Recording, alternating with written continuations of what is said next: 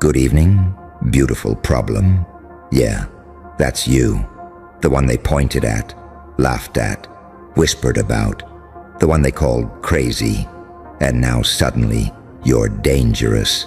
Too much. A threat. Let's talk about that. You remember how it started. You'd say something that didn't fit their tiny little script, and the room would go weirdly quiet. They'd share that look. You know the one.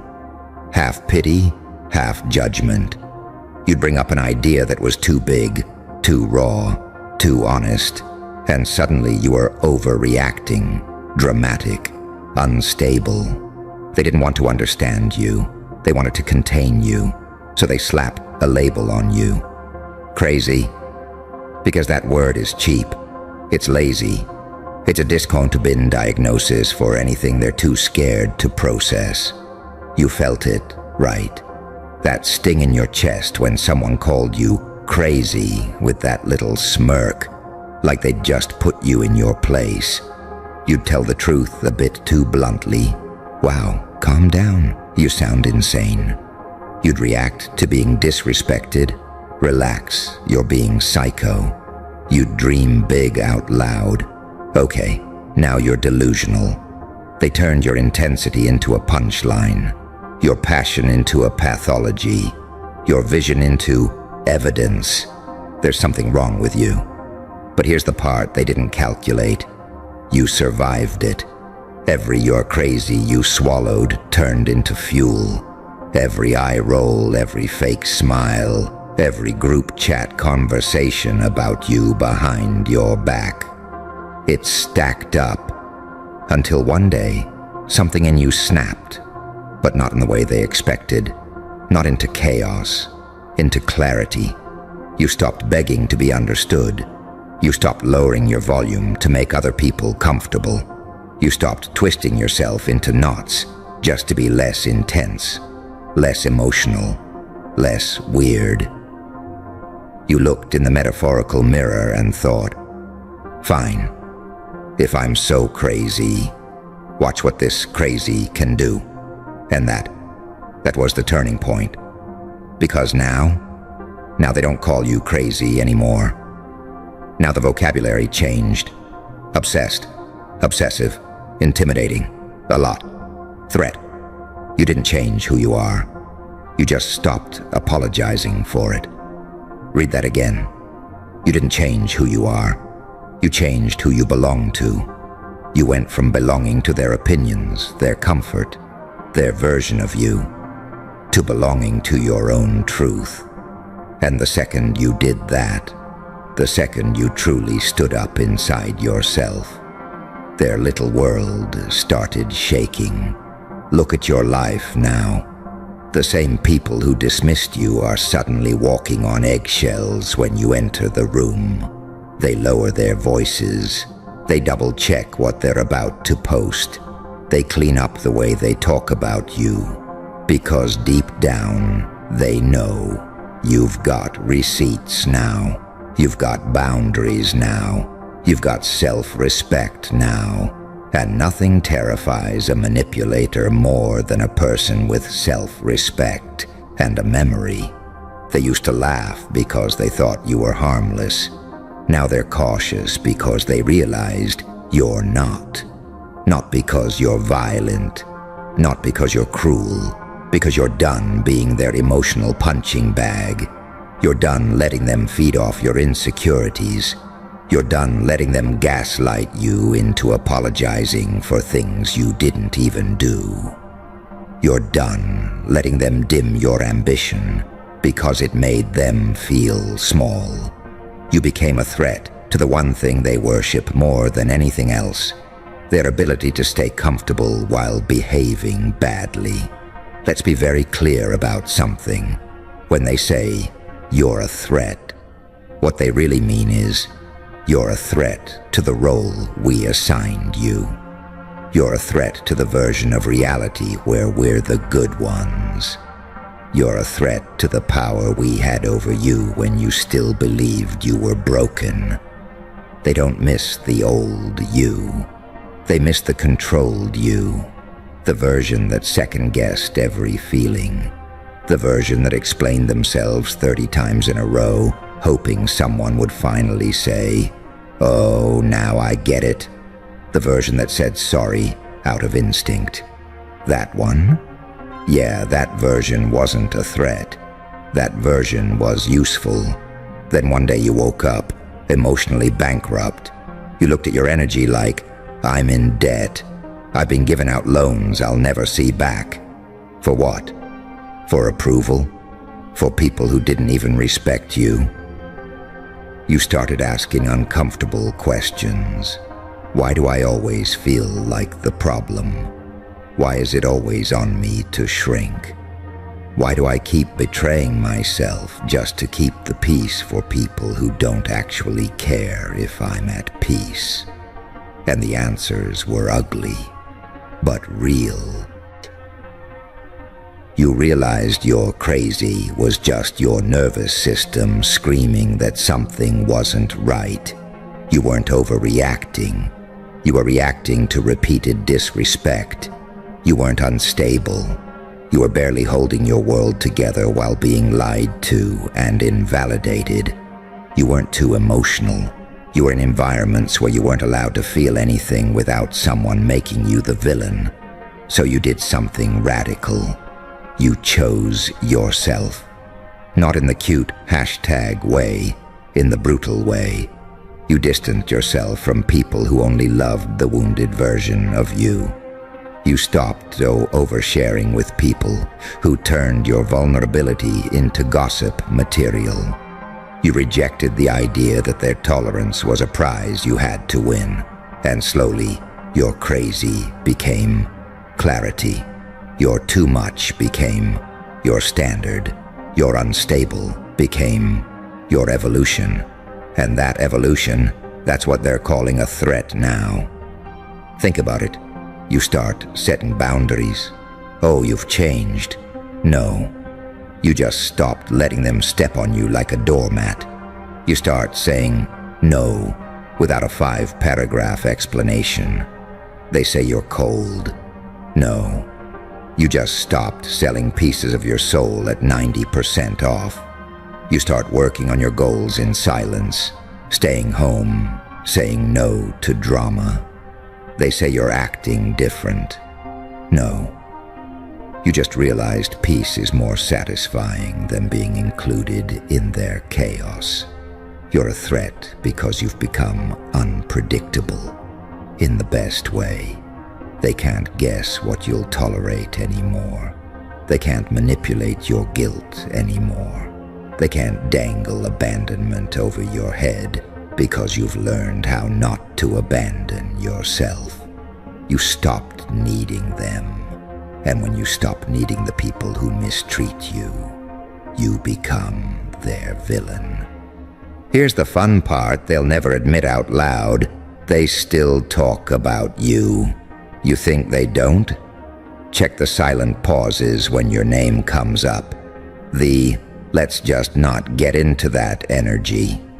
They studied you enough to label you crazy, but now they're studying you like a warning sign. Don't mess with them. Yeah, they're intense. I wouldn't play with that one. They say it with that nervous little laugh. Like you're a storm they remember underestimating. Good.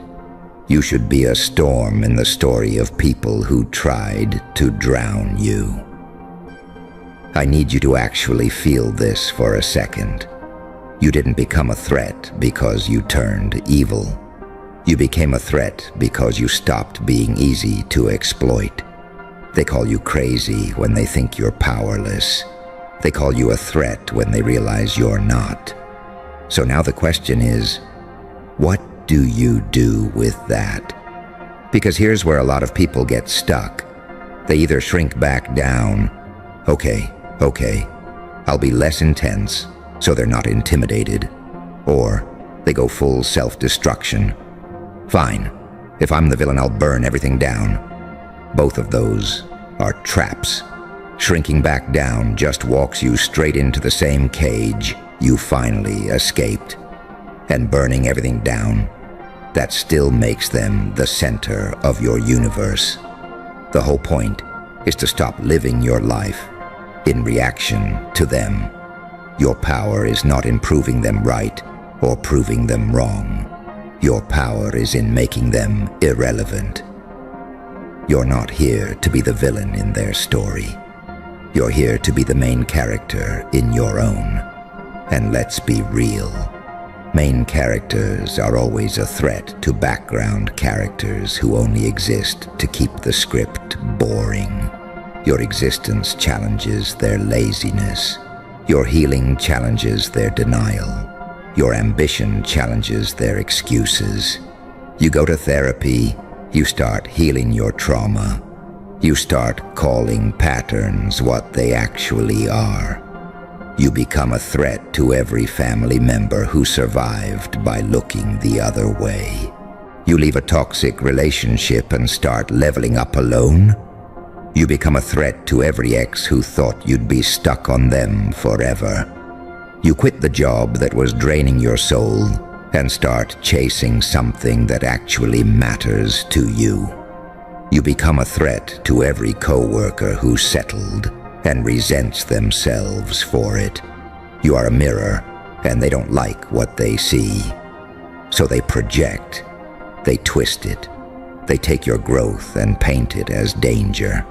Because if you're too much, they don't have to admit they're too little. But here's the twist, and yeah, this is where it gets delicious. You can weaponize that.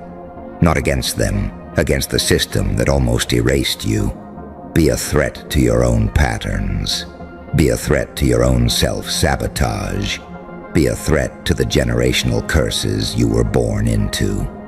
Be the one in your bloodline that terrifies the story trauma thought it was going to keep telling forever. Every time you choose self-respect, you're a threat to your old self. Every time you sit with your pain instead of running from it, you're a threat to your numbing habits. Every time you get back up after something that should have finished you, you're a threat to your own fear. That's the kind of menace you were built to be, not the cartoon villain in someone else's gossip, a walking glitch in every toxic script that tried to write you as the broken one. Look at you. You've been dragged, misunderstood, misquoted, misjudged. You've cried at night thinking, maybe they're right about me. You've replayed conversations in your head, wondering if you're really as bad as they say. And yet, what did you do? You kept going, half shattered, half confused, but you kept going. You showed up to days you didn't feel worthy of. You kept trying, even when everything in you screamed to just disappear. Do you understand how dangerous that makes you? Someone who's been to the bottom and didn't stay there is terrifying to people who rely on shame to control others. You've seen the worst, and you're still here. You've believed the lies about yourself, and you're unlearning them one by one. You've been their crazy one, and you're rewriting that identity in real time. You are not fragile anymore. You're forged, and forged metal doesn't apologize for the heat it survived. So now, when they say, you're a threat, I want you to hear the translation underneath it. You're not easy to manipulate anymore. You're not controllable through guilt anymore. We can't gaslight you into doubting your reality anymore. They're not afraid of you. They're afraid of the version of themselves that can't exist around you. The lazy version, the fake version, the abusive version, the mediocre version.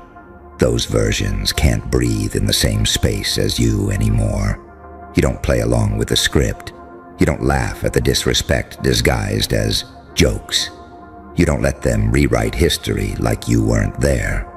So, yeah, you're a threat to what's fake, to what's rotten, to what's built on exploiting your confusion.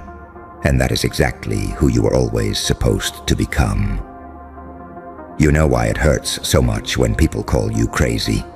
Because deep down, you know you're not.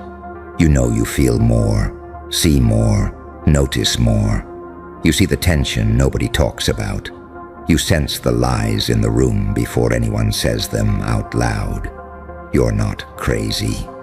You're perceptive in a world that rewards denial. And when a perceptive person stops doubting themselves, they become dangerous.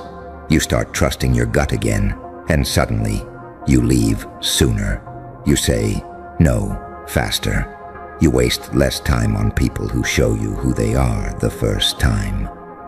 You stop trying to decode mixed signals because you know inconsistency is the message.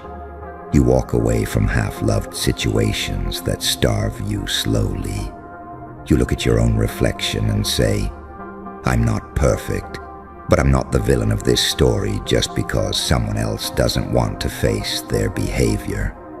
That level of self-trust is radioactive to people who rely on your self-doubt. So what do you do now, being this threat? You don't soften your edges to make them feel safe. You sharpen your focus to make your life feel real.